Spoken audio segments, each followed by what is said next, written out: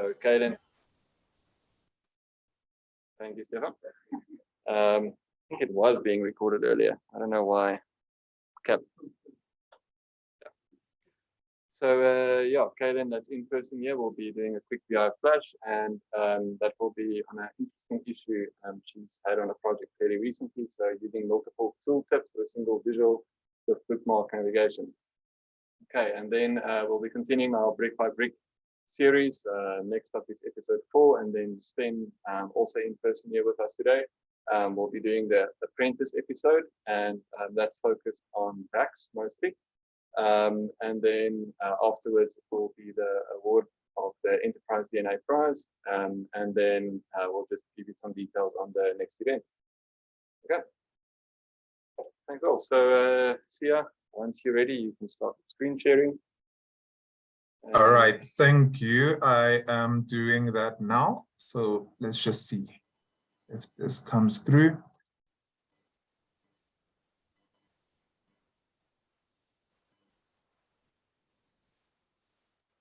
Okay, let me know if you can see my presentation. Yes, we can. Thank you. All right, thank you. Okay, cool. So just out here on the other screen. So welcome to everyone who's joining us for this installment of the Power BI user group. I think this is our third one now this year. My name is Zungu. I'll be presenting today on the news and updates for our user group today. Okay, so just to start things off, this is the agenda that we have for today. So intros, basically that's just on me. And then on the news section, we've got Power BI idea sites updates. So there's something there that I'll share with you in terms of some changes that are coming our way. And then the second topic on the news is a new way to purchase licensed Power BI visuals and manage licenses through Microsoft platforms, which is also something that I thought was quite cool in terms of how they're improving the whole platform in terms of how you buy visuals from the Microsoft App Store. And then the third topic on the news is the top 5 trends in data and BI governance. But I'll also just be focusing only on the self-service part of this discussion. So this was more like an interview, and there's 5 trends in data governance that they talk about, but the self-service piece actually was something I found interesting. So I'll give an update on that. And then under the update section, we've got the Power BI updates for June and July. I took one update from each month, which I thought was cool, and I'll be sharing that as well in terms of the updates, and that is storytelling and data in space. And then lastly, it's useful links, which are the sources to where my information was sourced from. Okay, so just starting with introductions, as mentioned, I am Zungu. I'm a BI consultant team lead with Sado Analytics, and these are my contact details if you need to get a hold of me. Okay. So under the news section, our first topic there is the Power BI ideas site updates. So the Power BI ideas site is where, most of you would be aware in terms of when we've got suggestions or ideas in terms of how to improve the tools or some features that we'd like to see. And we go to the Power BI ideas site and actually post it there. And with enough votes, it might get then into one of the updates that they run every month, and it would become then part of the product.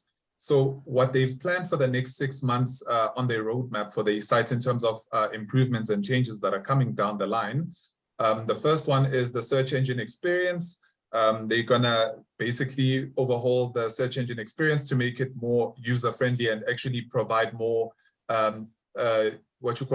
relevant content in terms of what you're searching for and the ideas. So they're gonna improve that.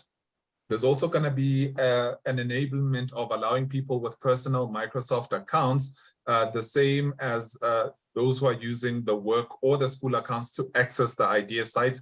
Now you'll also, this is actually for October 2022. So these are then also the months that they're planning on rolling out these changes. So in October 2022, they're planning on rolling out the personal Microsoft account so that you can access the idea site with your personal Microsoft account. And I'm assuming that will be things like Hotmail. If you still have a Hotmail account, then you can use that to access the idea site and actually put your ideas forward. And then they also will be making a merged view of duplicate ideas. So for instance, people that are posting the same ideas instead of upvoting a similar idea that's already out there, these are now going to be grouped by the team at Microsoft so that it all appears under one view, as opposed to having the same idea scattered across the site. And then they're also working on the search for relevant ideas during your new idea creation flow. So as you are creating an idea for Microsoft in terms of what they can change or what you want to see improved, they'll include a feature that allows you to search the same feature that you might be trying to put through the Microsoft site. And if someone else has recommended something similar, it will show you that this idea actually already exists. So it's better for you to might as well just go there and upvote that idea instead of creating a new one. And that's earmarked for a rollout of November this year. Okay. And then under the news, second news article for today. So this is now the ways to purchase licensed Power BI visuals and manage them through Microsoft platforms. So the whole idea around this is to, if there is a visual under the Microsoft store that you like, instead of having to, for some visuals, you have to go to the third party or the company that's actually selling that visual and go to their website and buy it from there in order to get the license activated. Microsoft is now trying to bring that under one roof so that you purchase, your entire purchase experience happens in the Microsoft App Store without you having to leave to go to third parties to actually process your application. So in this case, these are the visuals and the companies that they've started rolling out this functionality with. So it's not with every paid visual, so you just need to be aware of that. So they've got something from CloudScope in terms of some of the visuals that they release, something from Lumel, InfoViewer, something from Nova, something from OKViz and Zoom Charts. So also it's not every one of the visuals that these companies have released that are supported. They're just starting with a few of them, and down the line, obviously how the feature works and how well received it is, then they might start to roll it out to more visuals and more third-party providers so that everything basically happens and is managed under one roof. And then also in terms of the assigning of those licenses, you can then do it under your Microsoft Office 365 admin portal, where you can then, with purchased license, assign them directly under there to the individuals that you want to have access to those visuals. Okay. And then moving on to the last story of the news section, which is the top 5 trends in data and BI governance for 2022. So this is an interview that was done by Metric Insights. They're talking about how governance is now becoming more and more important when it comes to BI, as we are seeing that, there's a lot of security related features that Microsoft is also focusing on and making sure that security remains top of mind, especially in this data world that we live in. Security has to be a #1 priority whenever you have something that deals with data, especially big data or personal data. It's important to make sure that we've got the right governance around those things. So one of the things that I just want to mention that I took away from this discussion was that the guy was mentioning when it comes to self-service BI, they've seen a trend where it's all good and well, to offer self-service BI to people in terms of, making them find the insights and actually you giving them the capability and enabling them to find those insights. But this guy was making an analogy to say, it's also not good for people that are not as literate, when it comes to data or the tool or the platform, who might not be as literate as they should be to be able to take advantage of those self-service BI tools. It ends up becoming a situation where if you had to think of like a village where you've got people that have different roles, you've got a hunter, you've got a gatherer, you've got children, old people and whatnot. He says it's like pretty much giving spears to everyone in the village and expecting them to hunt. He's like, the hunters are going to get what they're looking for because they understand the tool. But those that don't understand how to use the tool are never going to get anything at the end of the day. And those are the people that are going to starve.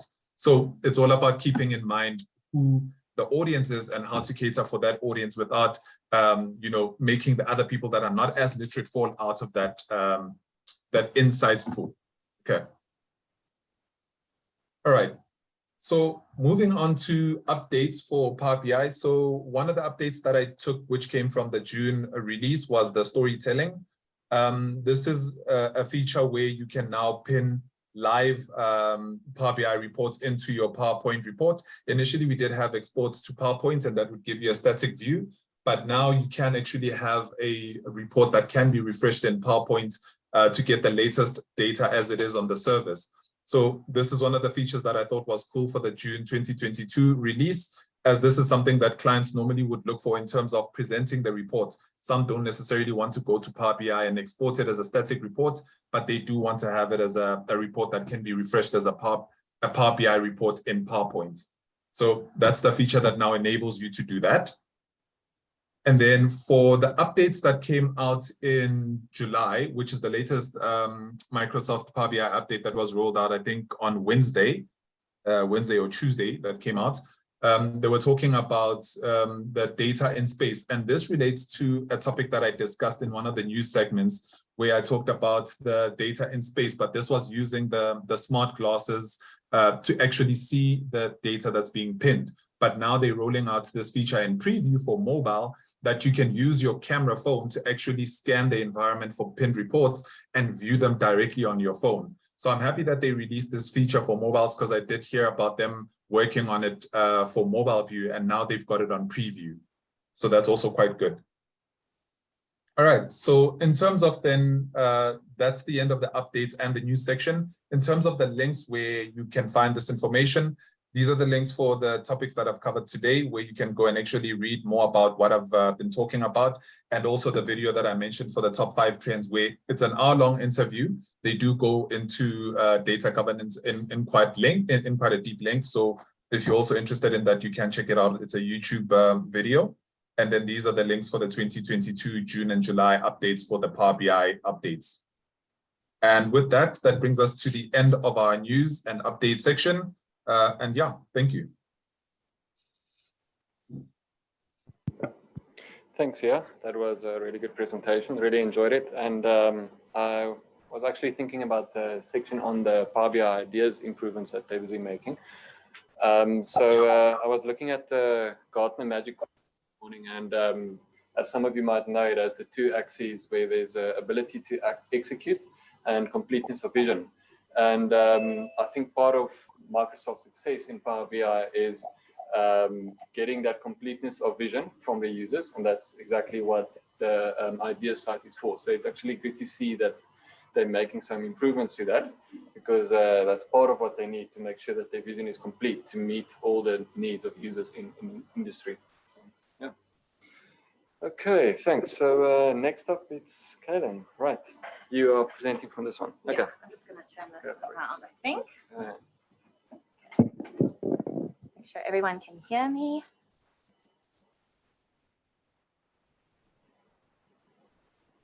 Take a seat. Welcome.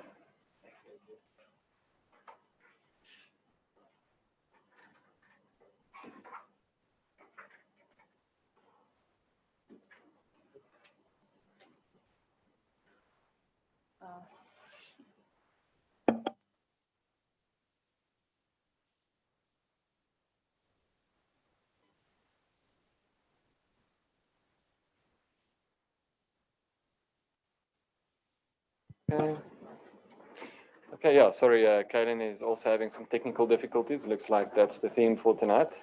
So Sven is actually going to take up the next. So Sven, once you're ready, you can start. Excellent. I'm sharing my screen. Yes, there we go. Lovely. I haven't put it into presentation mode. I think let me just run through the PowerPoint the way it is. Good evening, everyone. My name is Sven. I'm doing a session on calculations. It's called The Apprentice. It's part of the series that we've started at the beginning of the year. The little byline is "Let's talk about DAX." I just put some salt and pepper in there for some people who've been around that long. But I probably should have had Apprentice, maybe something to do with Star Wars, but I don't know Star Wars that well. Anyway, all right. In February, we did start with a dashboard roast. Rian and Stefan did their best to do a terrible job at an overall BI solution, and now from then we are supposed to improve on that session by session.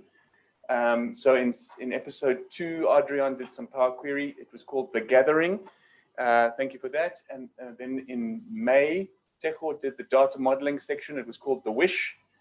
And today we're doing calculations. We're calling it The Apprentice. And next time around, Michael will be doing the master. It's advanced calculations, calculation groups, and all sorts of other fancy things. And then at the end of the year, we're going to do episode 6, which is more about visualization, the final destination. Okay, so that's what we are looking at, and we're basically sort of in the middle of all of that. Okay, so today we're going to cover the following functions, and we do some calculations and some measures on the left-hand side of the functions. On the right-hand side, I'm just saying there we're going to do an introduction to row and filter context. Okay, and we're also just going to talk a little bit about columns and measures. Okay, please bear in mind this is not a training course, so I'm not going to say this is how the formula works. Okay, if you need training, there's a lot of good training videos out there, Udemy and Enterprise DNA and the Italians and whatever. We also offer training. There are many other companies that do training, but so this is not a DAX training course. Okay, it's more about best practice and so on.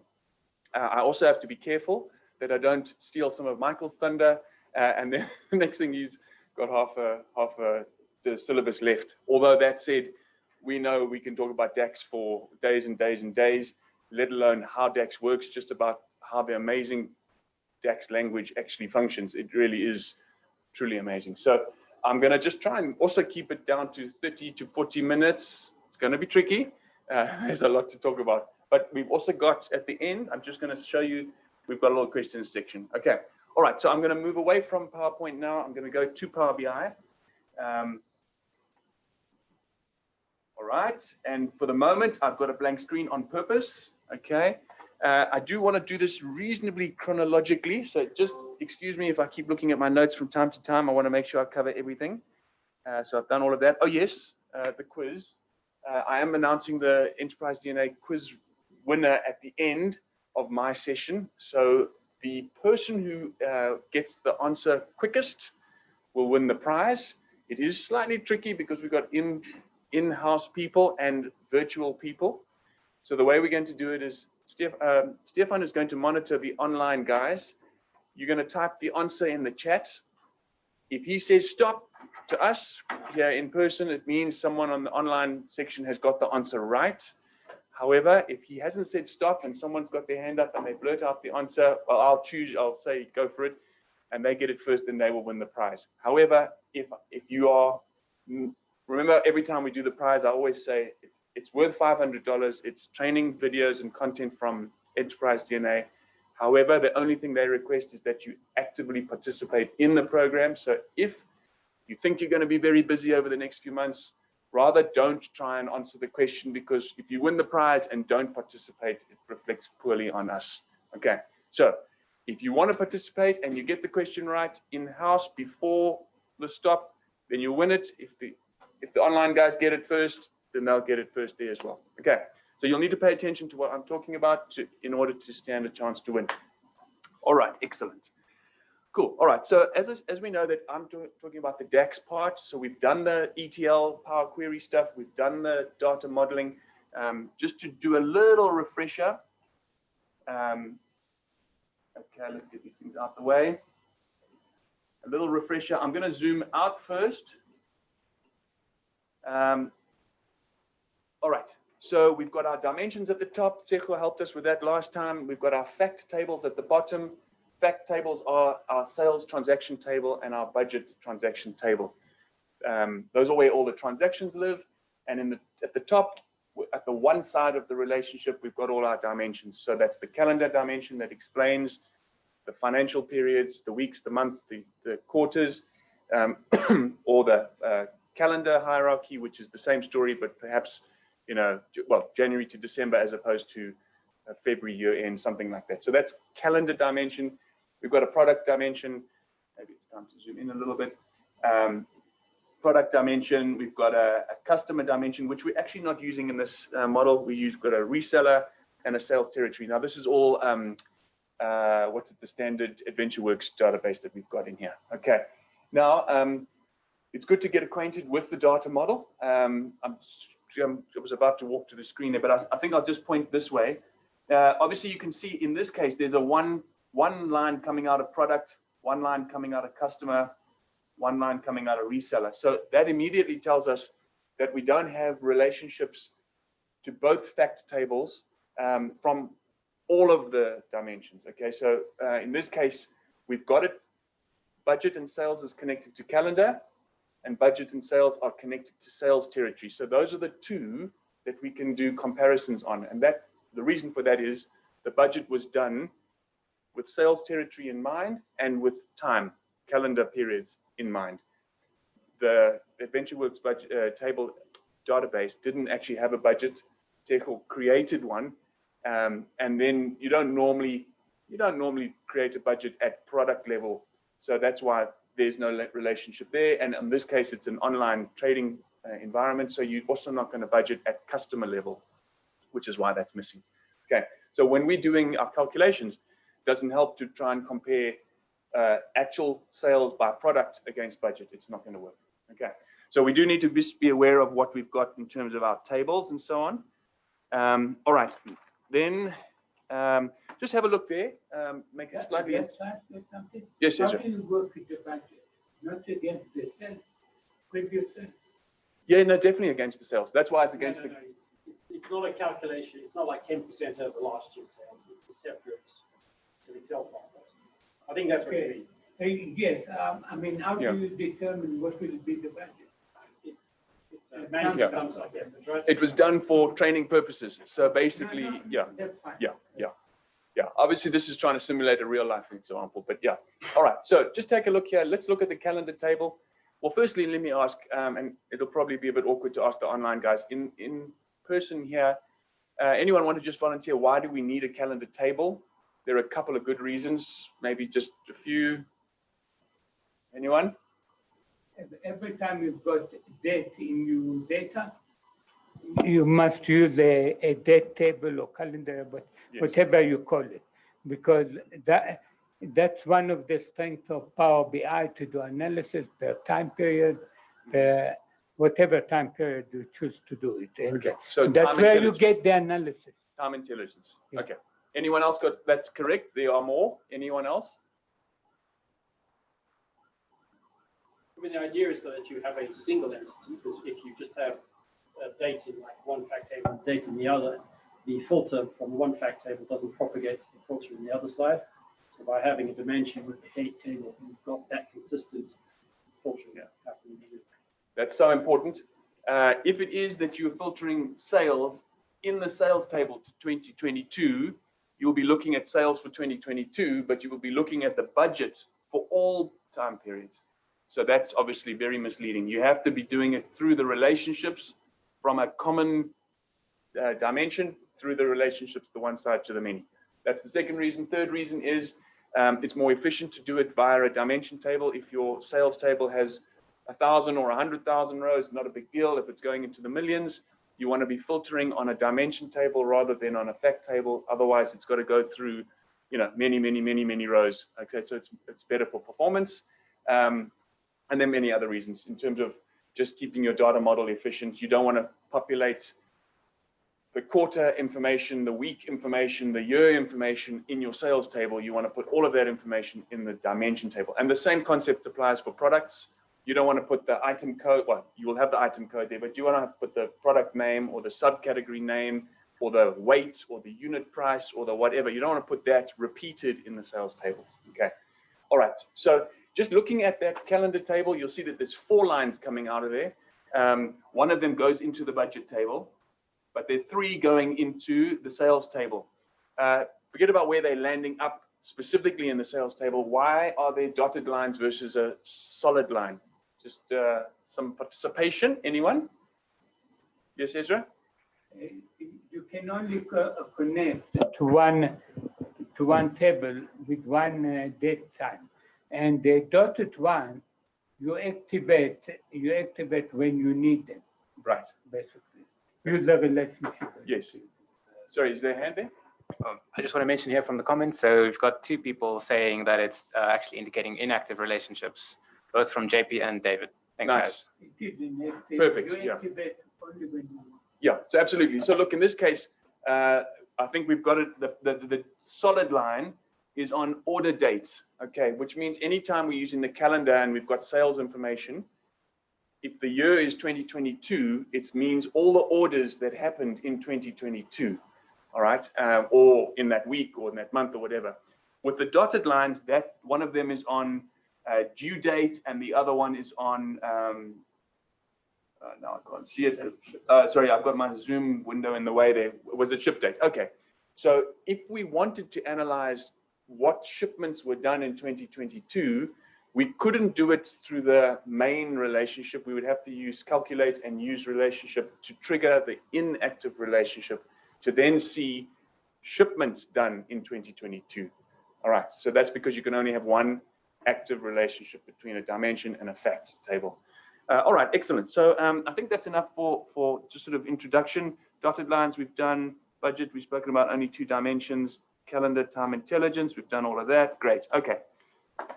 All right, so let me just, again, this is not a how-to, so I'm not going to build the measures sort of step by step. Instead, I'm just going to show you some of the measures that I have created. And hopefully it's big enough to see. I think I'm going to start with something simple.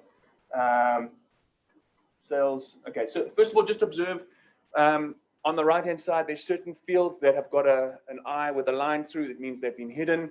Definitely, we're going to hide things like any amount columns because we don't want people to use implicit measures. We want to create measures, which is what we're doing today, or I have done and I will show. So for instance,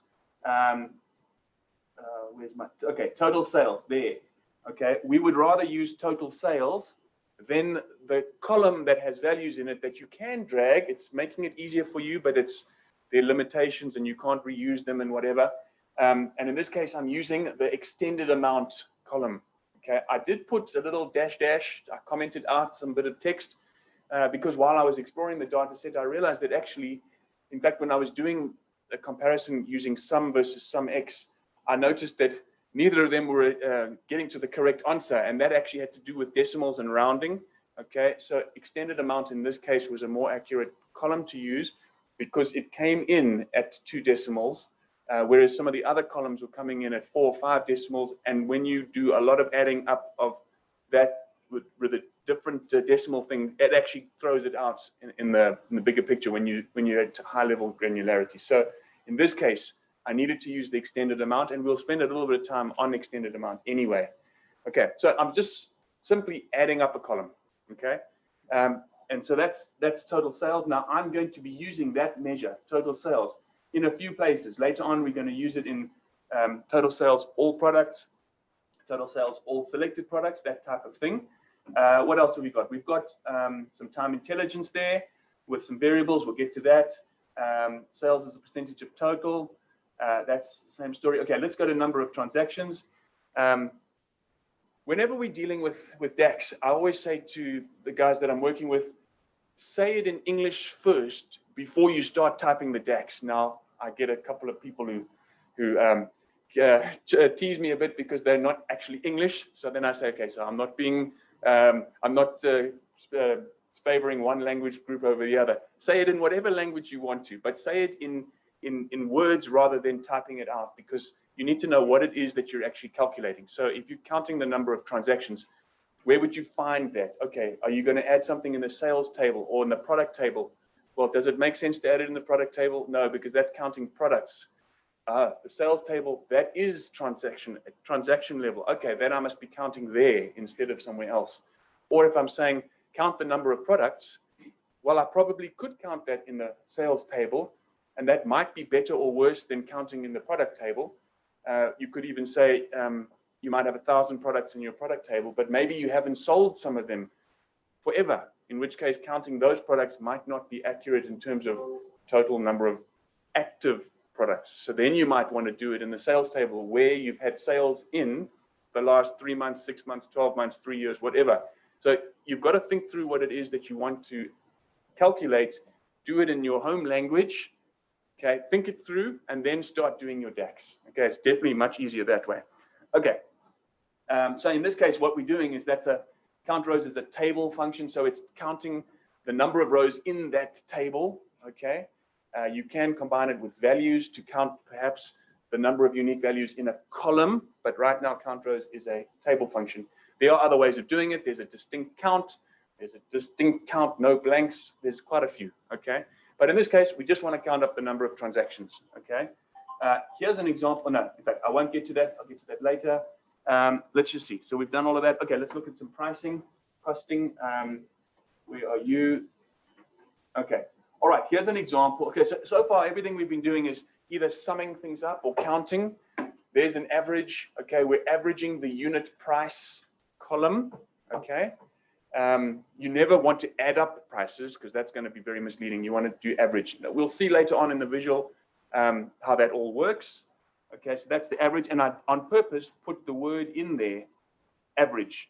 Okay, just to be a bit explicit to say that we're talking about average prices. Well, maybe now I'll just mention, if it is that you're looking at it at item category, then it's going to take the prices of the 10 items in that category and average them out to give you the average. Obviously, if you use sum, it's going to add them all up, and that would be a very strange answer to use in your analytics. All right, I didn't take a note of what time I started. Jeepers, that's nearly 20 minutes ago. Okay, I think we'll still be okay, another 15 or 20 minutes. Okay, cool. Let's see. Done all of that. Quantity, okay. The quantity one's pretty easy as well. That's just straight sum total quantity. Okay, right, cool. Now I'm going to go to, okay, so this page here is the 1 to 4 blank. We were just setting the scene. Okay, now let's go to the next one, context and relationships. Okay. All right, I'm now going to just try and get a little bit more real estate so that you can see things. And this zoom bar is really getting in my way. Okay, actually you can't see it there, but it's blocking me out here. But anyway, okay. All right, so let's talk a little bit about context. I happen to think this is the best thing about DAX by far, is that you can have one formula, total of quantity. Okay, well, what I've got here, I've got, okay, well, let's make this bigger now so that we can actually see it. And I've double clicked by mistake, so I've got some Q&A. Just give it a second so I can delete it. There.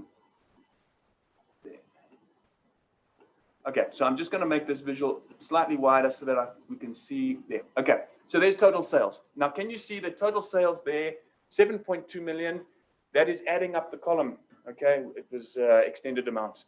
And we're getting an answer 7.2 million, and that's because we've got context coming from the group called Europe and the region called France. Okay, but that same formula is giving us a different answer when we go to Germany or United Kingdom and so on. So the same formula basically uses this brilliant thing called context to give you the answer in different scenarios. Instead of in Excel, you've got to create lots of sum ifs to use in different places. And whilst that might not be the end of the world, if someone then says, well, can you show me sales instead of by region, but I want to see it by group or by year or by month or by product, I've now got to write a whole lot of new formulas in Excel, whereas in Power BI, I use the exact same formula and I can just, it's the concept of context that makes it all work. Okay. So whenever we give training, we spend a lot of time saying, okay, well, what is the context here for this navy, that navy column over there? If anyone wants to suggest, what is the context coming into that number, the 63 million? The country. Of? I mean, you've got the... Yes, which country? The country, the region, okay, you've got, okay, I mean... Which country?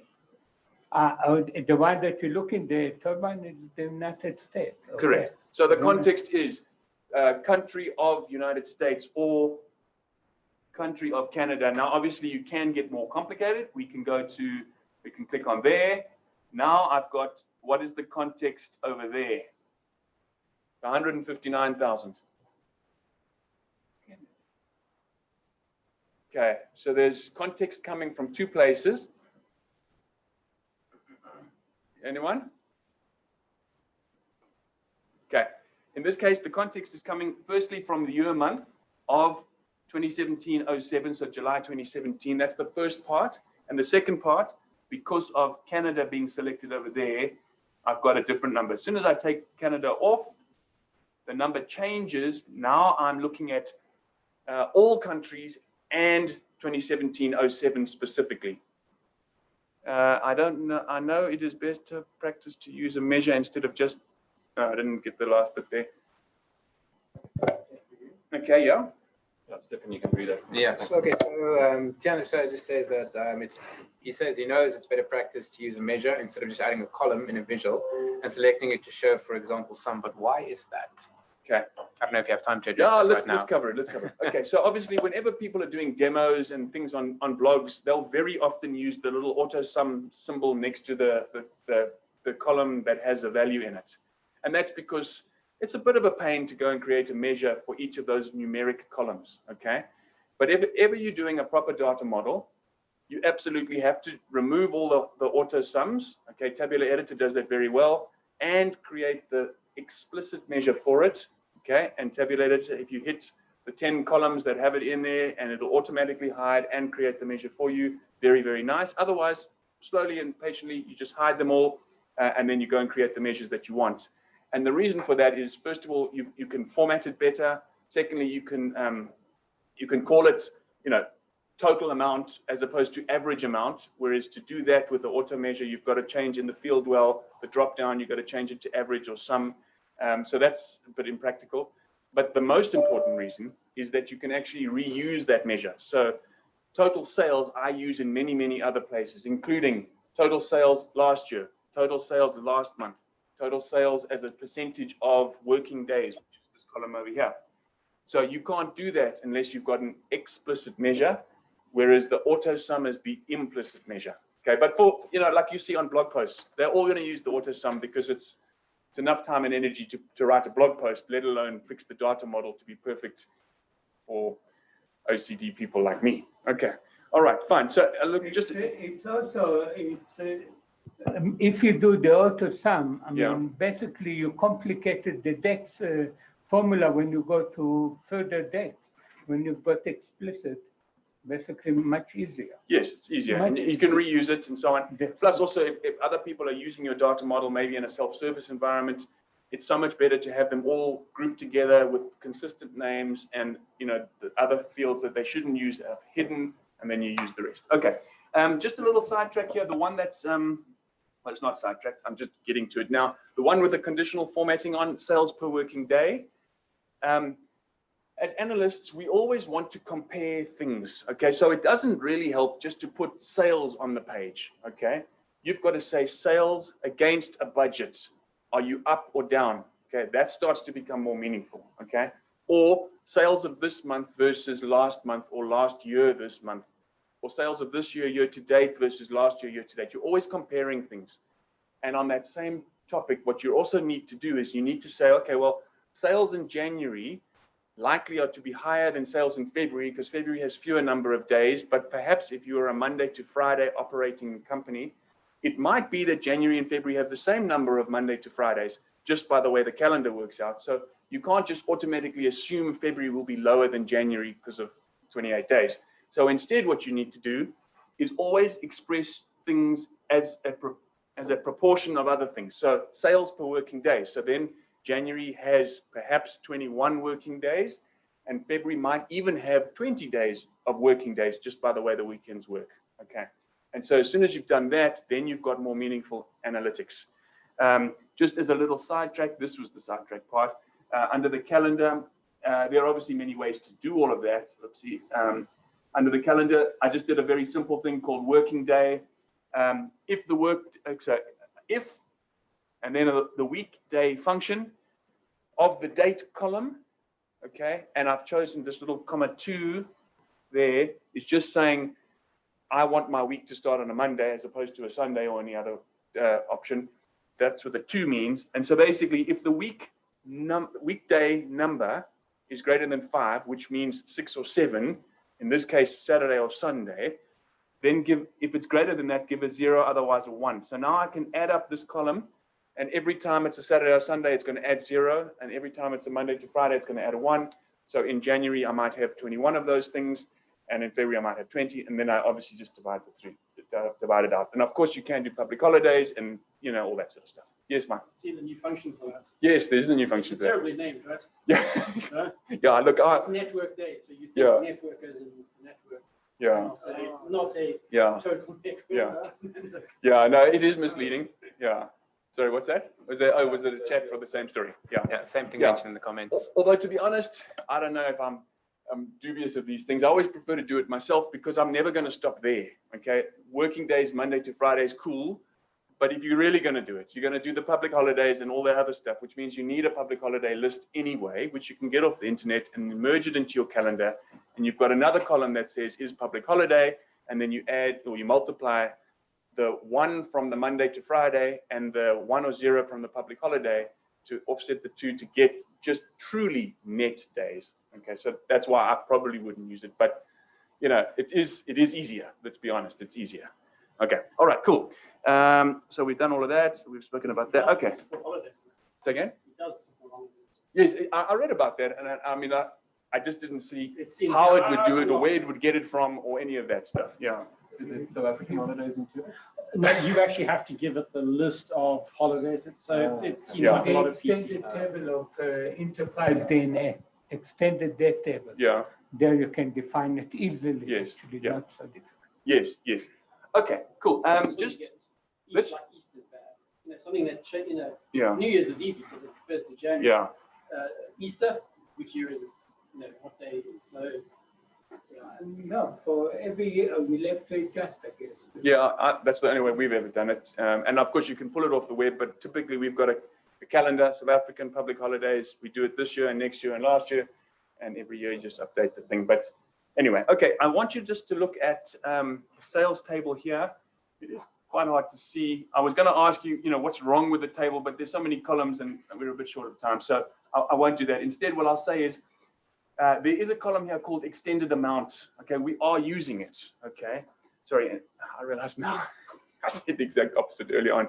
The extended amount is the column I had to use because it had lots of decimals, whereas the other one didn't have lots of decimals, and as a result, I was losing precision. I said the exact opposite, but anyway, extended amount is the right column to use because it's got all the decimals. But technically, if we were doing an efficient data model, we wouldn't want to bring price in here and go quantity times price to get amount. Okay, we could do that using measures. Okay, so one of the concepts we wanted to cover today is the difference between columns and measures. So as you starting your DAX journey, you might find it easier to say, okay, let me bring in a price into my transaction fact table and then go column quantity times column price equals extended amount. That is easier. It's more like Excel. People are more comfortable with it. And then go and add up the extended amount column. Now, this is the data set that we got with extended amounts. But if there were 1 million or 1 billion rows and you had price in there and extended amount, you'd be bloating your model, and your model would be a larger size and use up more RAM and memory and so on. So instead, the better practice is to say, don't bring the price in. Use the price through a related table with a SumX formula to do quantity times price to get that to work. I've got a little SumX there quickly, but your time. Okay, cool. We've done that. I think that's enough. I'm going to start to pick up the pace. Okay, let's do SumX right now. Okay, fine. So I've covered this. Okay, no, I can't. I have to do this first. Okay, can you see here total budget, total sales? When you see the same number, budget, repeating every single time, what does that mean?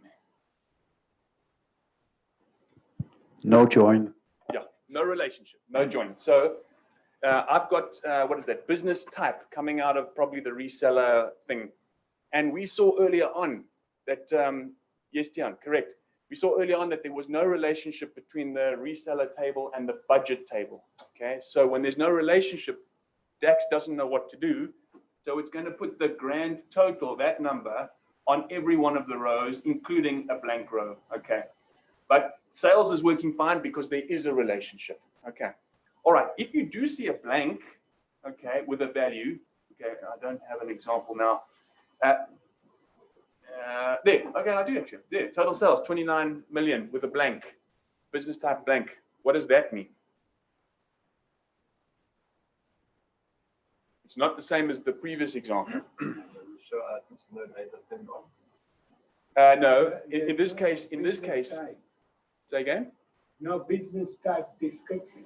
So you've got a transaction, one or more transactions, where you've got it against okay, let's just say it's business type X, but in your dimension you've only got specialty bikes, value-added reseller warehouse, but there isn't that other one. So you've got transactions that can't attach into the dimension table. So you've got a data problem. You've got to go into your item master or your calendar or your whatever else, your warehouse table, and say, wait a second, there's a transaction to this archive warehouse. I've got to put it in there. As soon as I put it in there, the transactions will attach and it's done. Okay. All right. So we've got that. Here was another example, the same number, because we're not connected to the product table on the budget, but it's working fine when we're talking about regions, because that does have a relationship. Okay, excellent. Some X time. Let me move this Zoom thing out the way. All right, some X. Now I'm gonna just be fast. Okay, this is a table on a row basis on here. Okay, can you see it says extended amount wrong, extended amount correct? What I really should have written there is extended amount total is wrong, but the line items are right. Okay, now sum versus sum X does take people a long time to get through in their heads. Most of us always use sum, and that's absolutely fine, no problem at all. I will just leave with you that when you need sum X, whenever you are doing in a column, sales table, quantity column times price column. Okay, so column times column, or column minus column. You're doing total sales minus discounts. So you're adding up an answer in a table that is column minus something, so column minus column, column times column.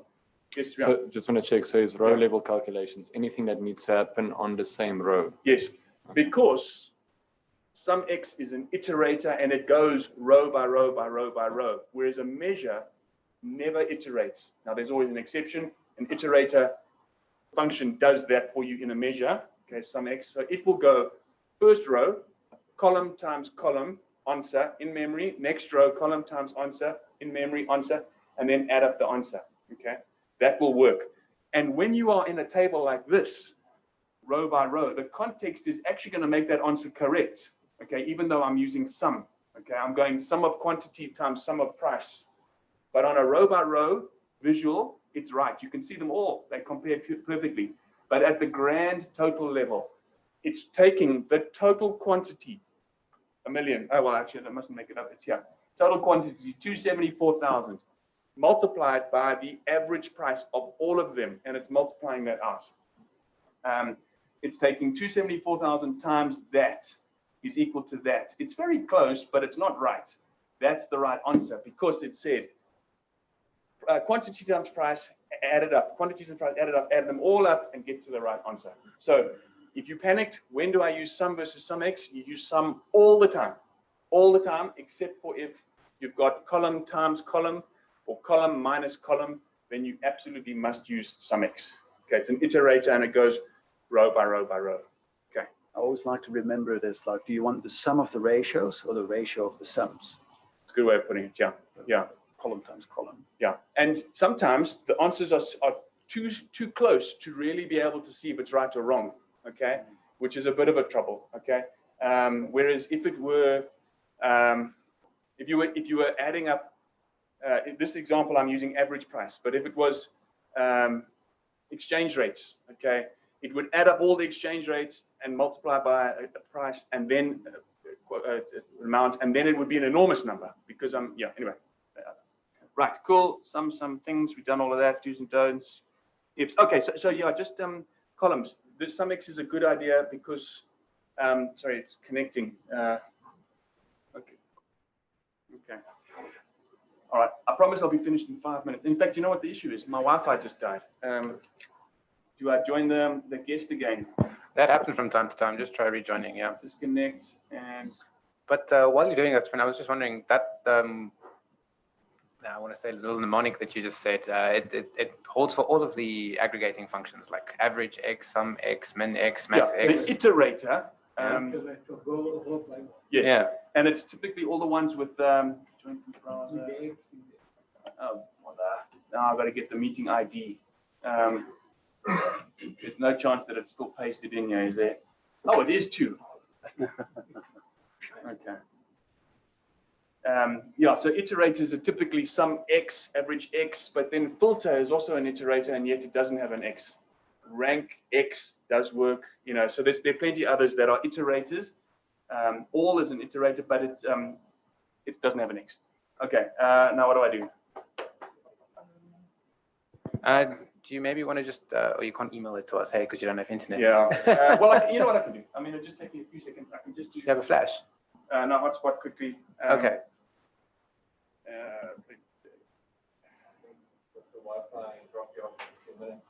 Yeah, I think it actually happened last time as well. So I was doing so wonderfully, and then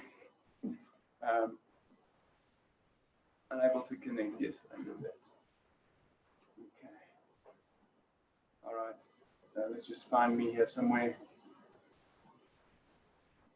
All right. I do want to talk about the section of the time intelligence section, which is actually what the prize is all about, the Enterprise DNA Prize. So if ever there was a time to start paying attention, it would be that time. Join, paste, join.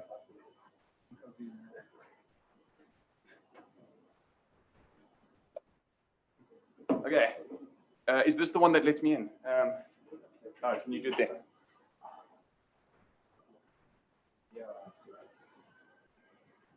Oh, we're just making you co-host again, Sven. All right, cool, thanks. Second, it says you're still joining. All right, there you are.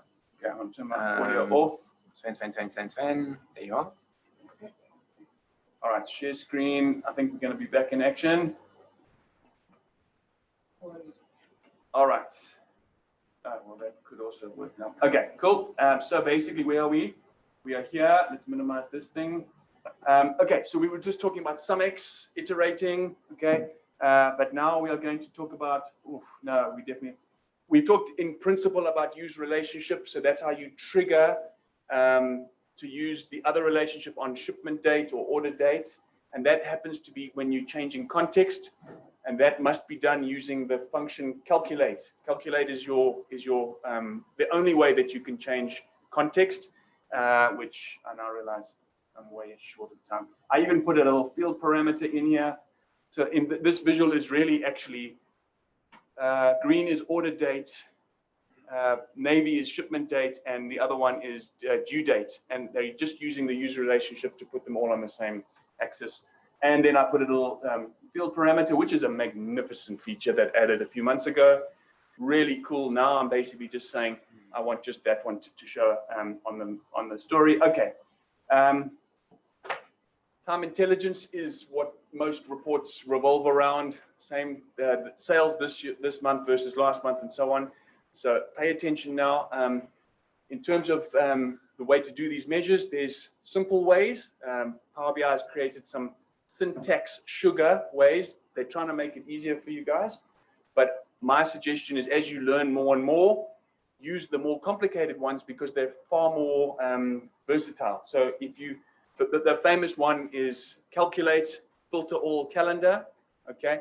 It's in the beginning quite complicated, but if you learn that pattern and how it works, you can then do a cumulative total, a year to date, a prior year, a 7-day moving, a three-month moving average. All of those things use the same principle over and over again, as opposed to the syntax sugar, which only helps you in certain situations.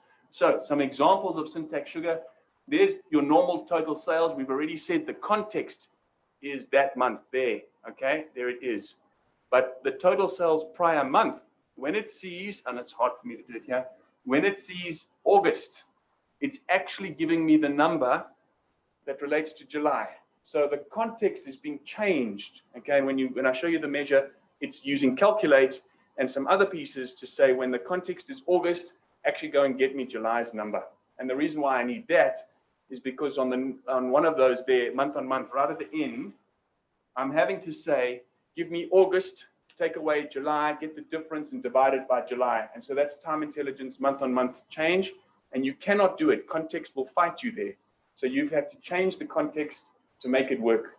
And that I can just quickly show you in terms of the measures. So sales is the normal one. We're adding up the column there. Sales prior month.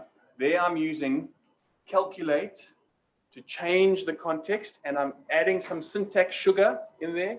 The date add, instead of writing filter all calendar, date add is an easier way of doing it. In this case, I can go -1 month, I can go +1 month, I can go -1 year.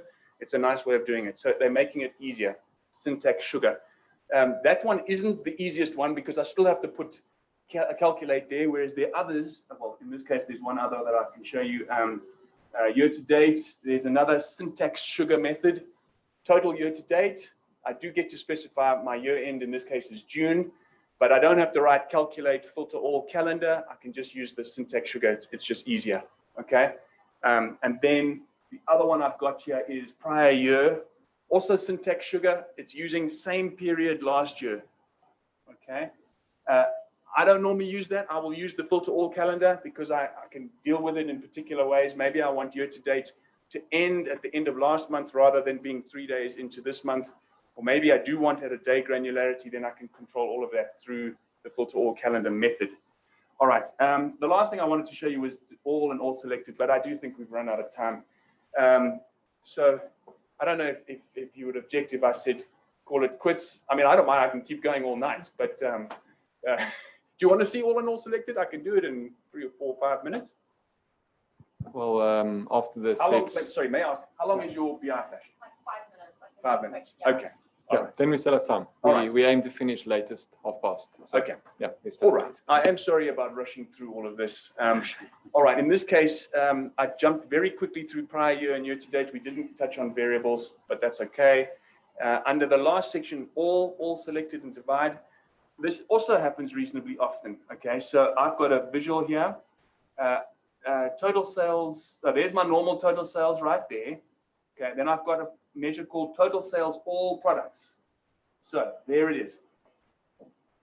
Okay, so it's saying calculate total sales, and then it's got an all on product. So what it's saying is, if I was on the first row here, where's my total sales? There, there's 1.2 million. My normal measure says I've got context of product group called accessories. Okay. Sorry, I'm going to just drop this down a bit there. Okay, right. I've got context of the category of accessories, and it gives me the answer. But if I ever want to do a measure that says how much is accessories as a proportion of the total, there's the total, 110 million. I have to adjust the context because otherwise I'm always only going to be looking at accessories. So I'll be dividing accessories by accessories and it'll be 100%. I need to go accessories divided by all products, okay? So that's what calculate is the thing that changes the context. So my initial filter context is accessories. Calculate comes and changes it. And it says, actually, don't start with a filtered product table down to accessories. Actually start with the entire product table. And as a result, I can get accessories out of the total, the grand total. Okay. So this, I mean, we'd never do a visual like this with the same number repeating. That's different from what I said earlier on about no relationship. In this case, it's there on purpose because it's all products. I'm just showing you that the percentage, 1.16, is that divided by that, which I can only get with calculate all products to get the total of all products. Okay, and then there's a slight variation of that. This one, all selected products. So if I go, okay, right now it's the same answer left and right, but if I go and do that and that, that seems like enough. All selected gets me to 100%, whereas all, this one, gets me to 12% because they are behaving very similarly. They're clearing the context and they're giving me either the whole product table or only the product table of what I have selected, which is coming to it from this slicer. And as a result, I've got 15% plus 85 equals 100. But in the grand total, I've only got 12% there. And that's the story. All right. Well done. Okay, it's time for the quiz. Okay, so just want to make everyone ready on the remote side. So what we're doing is I'll be monitoring the chat. And if you happen to send a message before anyone raises their hand in here, then the prize will go to you. So get your trigger fingers ready. And type fast. Type fast. Okay, for you guys here, if you want to be eligible and you know the answer, put your hand up. If I see 3 people answering, I'm going to say you first, you second, you third, and then okay, all right. And then if you get the answer right, you win. Okay. You've already won the prize, so you can't answer. Okay. And you know what you're talking about, so you can't answer. Okay. The prize is actually meant to be for people who want to go on training on the Enterprise DNA course and so on. Yeah. Ezra got it in March, and yeah. Okay.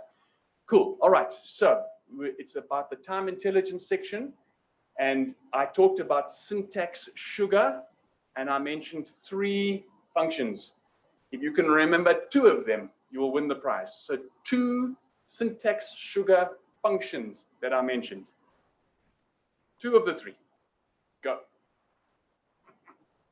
Or if you have to be desperate.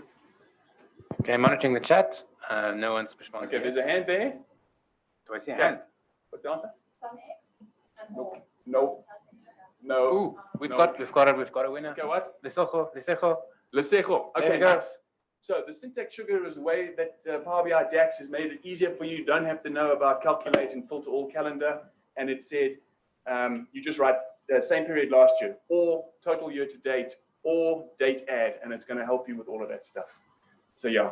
All right, that syntax sugar is making your life easier. Well done, Lesejo. I will put my email address in the chat, and then you can just email me and I'll hook you up with the rest. Okay, Cailin, sorry about the long story there. Thanks so much, Sven. That was a really good presentation and setting us up for the next one. But more details on that a bit later. So, Cailin, once you're ready, you can start setting up. So, we just had a question from the remote audience asking, Sven, can you show us the all selected products calculation that you did there? Oh, yes. Shall I put it in the chat? Yeah, you can put it in the chat, and then maybe if you have time afterwards, you can just show it's Tian who asked that question. If you hang around at the end, Tian, we can talk a bit more about it. Cool. Back to you, Rian.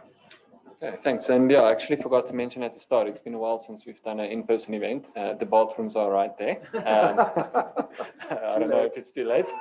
And yeah, there's also some refreshments, but we'll be finishing soon. So pizza and refreshments are waiting. Okay. Sorry for the guys at remote. It's a bring your own pizza kind of event. And you know where your bathroom is, of course. So. Okay, so Cailin, once you're ready, you can start. Okay, cool. I'm just going to start my video for those at home. I don't know if they'll see me, but anyway.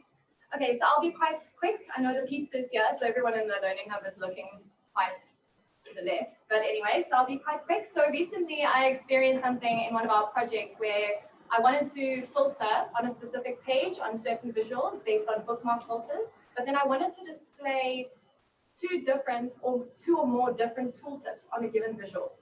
So I went to explore how to do that, and there's quite a fancy trick to do it. So I'm going to just explain it now. This is basically what you're wanting to do. So excuse the visuals, it's more just for illustrative purposes. But in this case, I've got this bookmark navigator at the top here that says simple and fancy, and it toggles between the two to show different tooltips on this visual. So right now you can see the simple visual, but if I go to fancy, and I hover over it, I'm going to see sales by product, so a different kind of tooltip. So I have got, I try to simplify it a bit, so if there are questions afterwards, I'll post my email in the chat, and I can show you how I set up these pages, but I'm just going to run through the basic formality of how to do it. So I'm going to move over to the dashboard example now, and I'm going to delete this button. So basically what we want to do at this point is we've got a tooltip page, which has a few different things on it. So in order to actually create this, you want to go to View, and you want to select Bookmarks, Selection, and Sync Sliders. But I'll come back to that now. And you can see here on this specific tooltip, I've got a card and I've got a sales by product. So if I hide this card, you'll see the sales by product tooltip underneath it. So basically, I just created these two visuals here as tooltips that filter through to this dashboard example page. So the first thing we need to do is we actually want to create a table. So I'm going to go insert here or home and just this enter data, and I'm going to call something very basic. If it loads, and I'm just going to call it status and create two options because I want two different navigations to two different tooltips. So I've got 0 and I've got 1, and I'm going to label this table tooltip test. for just for simplicity. So let me just close these so you can see it a bit more on the side.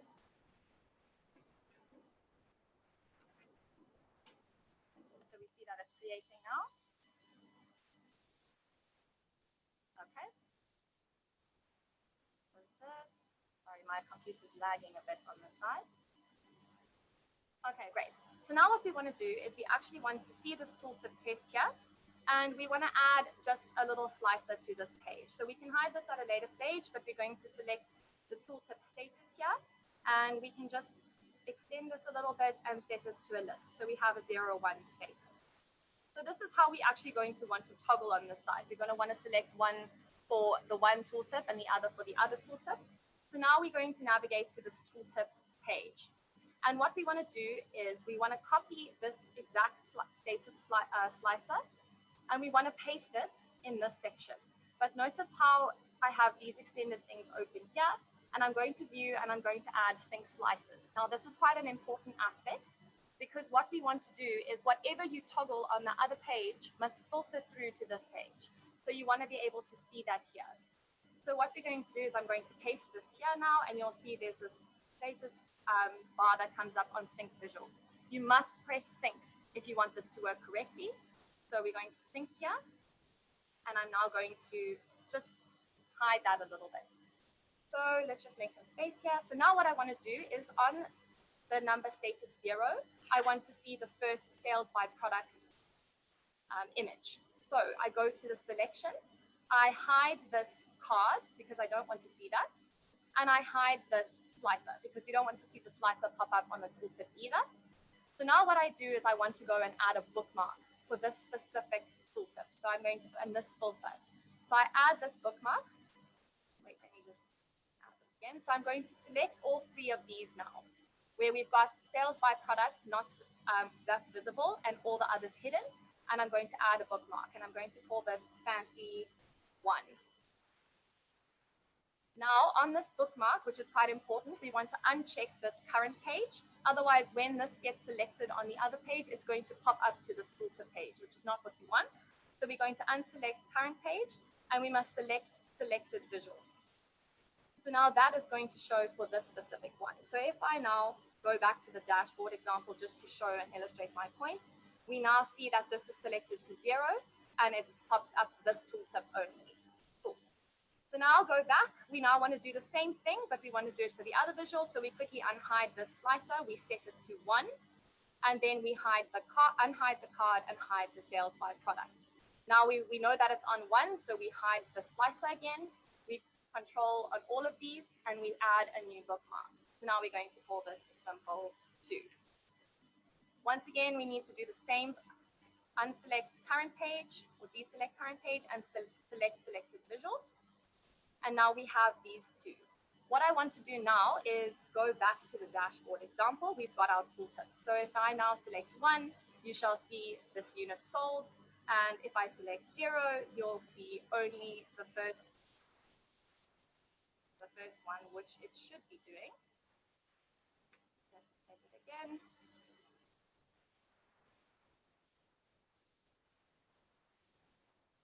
Okay, let me just go back to the tooltip example. It should be that way. Let's see. Yeah, it should be this. All right, we'll check now. But on the dashboard example, now what we want to do is we actually want to toggle this on a button. So what we do is we actually want to go to inserting a button. But this is quite a fancy button. You can use a navigator called a bookmark navigator. Because I've made these with bookmarks, we actually want to display the buttons as bookmarks. But you see what happens when you use a navigator, it automatically selects all the bookmarks available. So what we actually want to do is we want to go to these bookmarks and we want to group them. So I'm going to control click and I'm going to group these. And I'm just going to rename group 1 to tester. If I can spell, that would be fantastic. And now I'm going to go back to this button. And what we want to do on this button now, oh, did it just disappear for everybody else? Oh, there we go. Cool. Yeah, so this button now, what we want to do is we actually want to go to the button settings in format, and we want to select Not all, but group 1. So it's still labeled group 1, that's okay. And now you see it just goes to fancy 1 and simple 1. So now what we do is when we click on these, it should filter according to the ones we want. And if I go to fancy, it should do the same thing. There we go, it's working now. So you can see now we've created this toggle. And now we don't obviously want this status bar over here. So we can go to the selection pane and we just hide that slicer and it's gone. And that's basically how you can do this with 2 different bookmarks. You could add additional ones. One limitation is that if you actually had other filters on the page, so if you wanted multiple bookmarks for a single button, that's still not quite possible in Power BI yet. So that is something I was trying to do in my project, which you can't quite do yet, but this is one method of doing it. So yeah, if there are any questions, I'll pop my email in the chat and we can go from there. Okay, well then, Cailin, it was excellent. Yeah, so that was, I suppose, of a bit of a short, well, you can't say shortcoming, but almost bringing in a new feature for Power BI. Like, I would like to see that on the ideas page. And then I was just reminded now, looking at that selection pane, that's a very important place to go every now and then, because I've spent, I don't want to say how much time, but I've spent so much time on trying to understand what exactly is filtering my page. And eventually, after a very, very long search, I had a visual that had a filter applied and that I hid. So you must be very careful when you start hiding visuals. Obviously, it helps for hacks like these, but yeah, just something to be cautious of. Yeah, so I think that brings us to the end of today. So we can just, okay, I don't have that presentation sharing, but anyways, the agenda for the next event, or the main event next time, will be, we're continuing this brick by brick series. The next one will be, oh, thanks, Stefan. Will be episode 5, the master, and Michael just checking he's still ready for next time. Great. Yes. Last Thursday of September. Yeah, last Thursday of September. So that's the usual pattern. We go, yeah, so 2 months from now. 25th. 25th. Okay, great. No, that's August, sorry. 29th. Okay. Okay, but yeah, we'll still discuss. Maybe we move it 1 week earlier or so. It all depends on how things work out. Okay. Okay, thanks everyone for attending. For us attending in person, we'll now be moving towards the pizza and refreshments area. And for those at home, you can move towards your fridge right now. Okay. Okay, thanks again everyone for attending. Have a great evening.